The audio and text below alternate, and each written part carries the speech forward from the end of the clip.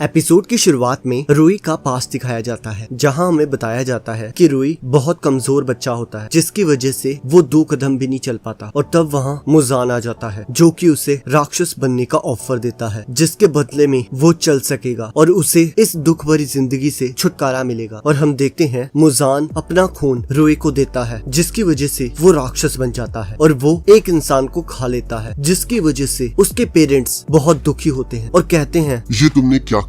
और हमें बताया जाता है कि उसके माँ बाप ने उसे मारने की कोशिश की, इसलिए रुई ने अपने माँ बाप को मार दिया। पर मरते समय उसकी माँ उसे कहती है, मुझे माफ करना, मैं तुम्हें एक हेल्दी बॉडी नहीं दे सकती। और तब रुई को याद आता है कि उसके फादर ने कहा था कि रुई तुम्हारे साथ साथ हम अपनी भी जान ले लेंगे। और उसे रियलाइज होता है कि वो बॉन्ड सच्चा था, जिसे उसने खुद अपने हाथों से तोड़ा। और इस ओर हम देखते हैं कि रुई का सिर जमीन पर आ गिरता है और उसका शरीर तांजीरो की ओर जा रहा होता है। और वो सोचता है कि मेरी फैमिली क्रिएट करने के बावजूद मुझे फैमिली का बॉन्ड महसूस नहीं हुआ, क्योंकि मैं सबसे ताकतवर था, इसलिए मैं उनको प्रोटेक्ट करता था और मुझे प्रोटेक्ट करने के लिए कोई नहीं था। और हम देखते हैं कि उस राक्षस का शरीर तांजीरो के पास आकर गिर जाता है और तांजीरो उसकी पेट पर हाथ रखता है, जिससे उस राक्षस को बहुत गर्म महसूस होता है। और तभी उसे याद आता है कि मुझे अपने पेरेंट्स से अब माफी मांगनी है, जो भी मैंने किया। मुझे उम्मीद है वो मुझे माफ कर देंगे। अब शायद मैं नरक में जाने वाला हूँ। और मरते हुए उसे उसके पेरेंट्स दिखते हैं, जो कि उसे कहते हैं, तुम जहाँ जाओगे हम तुम्हारे साथ होंगे। और वो उनको अपने गले से लगा लेता है और उनसे माफी मांगकर रोने लगता है। और तब हम देखते हैं गेयू उस राक्षस के कपड़ों पर पैर रख देता है और तांजीरो को कहता है, एक राक्षस के लिए अपनी सिंपैथी मत दिखाओ, आफ्टर ऑल इन्होंने बहुत सारे लोगों को मारा था। तब तांजीरो कहता है, मैं किसी भी राक्षस को मारने में नहीं कतराऊंगा, पर जब वो मर रहे होंगे और उन्हें अपनी गलती का एहसास होगा तो मैं उनकी इज्जत भी करूंगा, क्योंकि एक समय वो भी इंसान थे। तो प्लीज उसके कपड़े से अपना पैर हटाओ। और तब नेजुको को देखकर गियू को याद आता है कि ये तो वही है जिन्हें मैंने उरोकोडाकी के पास भेजा था। और तभी हम देखते हैं शिनोबू नेजुको पर हमला करने लगती है, पर गियू सही टाइम पर उसे बचा लेता है। और इस ओर हम देखते हैं कि डेमन स्लेयर कॉर्प्स के कुछ लोग स्पाइडर बने सभी लोगों को एंटीडोट देते हैं और उस जगह को साफ करने लगते हैं। इस ओर शिनोबू पूछती है कि तुम इस राक्षस को क्यों बचा रहे हो? तुम तो ऐसे बिल्कुल नहीं हो, इसीलिए तुम्हें कोई लाइक नहीं करता। ये सुनकर गियू कहता है, मुझे ऐसा नहीं लगता। और तब शिनोबू कहती है, मुझे माफ करना, मुझे नहीं लगा था कि तुम्हें ये पता नहीं होगा। तब वो तांजीरो से पूछती है कि तुम इस राक्षस को क्यों बचा रहे हो? प्लीज यहाँ से हट जाओ, नहीं तो तुम्हें चोट लग जाएगी। तब तांजीरो कहता है, ये मेरी बहन है। तब शिनोबू तांजीरो को कहती है, अगर ऐसी बात है तो मैं इसे एक जहर दे देती हूँ, जिससे ये आसानी से मर पाएगी। तब गियू तांजीरो को कहता है, तुम पीछे हटो, इसे मैं संभालता हूँ, जितना हो सके यहाँ से दूर चले जाओ, मैं इसे रोक कर रखता हूँ। और तांजीरो अपनी बहन को लेकर वहाँ से निकल जाता है। और तभी शिनोबू कहती है, क्या तुमने अभी डेमन स्लेयर कॉर्प्स का रूल तोड़ा है? और यहाँ दूसरी ओर तांजीरो भागते हुए सोचता है कि क्या मुझे डेमन स्लेयर कॉर्प्स को छोड़ना होगा, क्योंकि वो एक डेमन स्लेयर को एक राक्षस के साथ ट्रैवल करता एक्सेप्ट नहीं करेंगे। और यहाँ गियू और शिनोबू आपस में लड़ना शुरू कर देते हैं और वो कहती है, मुझे नहीं लगा था कि एक हाशिरा एक राक्षस को बचाएगा। और वो तांजीरो का पीछा करने के लिए चल पड़ती है और गियू उसका पीछा करने लगता है। और तब शिनोबू कहती है, मुझे कोई प्रॉब्लम नहीं है कि तुम मुझे रोको, पर भूलो मत यहाँ बहुत लोग हैं उसे रोकने के लिए। और तब हम देखते हैं एक लड़की तांजीरो पर हमला कर देती है और उसे नीचे गिरा देती है और नेजुको पर हमला कर देती है, पर तांजीरो उसे बचा लेता है और नेजुको को कहता है, भागो नेजुको भागो, जितनी तेजी से तुम भाग सकते हो उतनी तेजी से भागो। और तब वो लड़की तांजीरो को बेहोश कर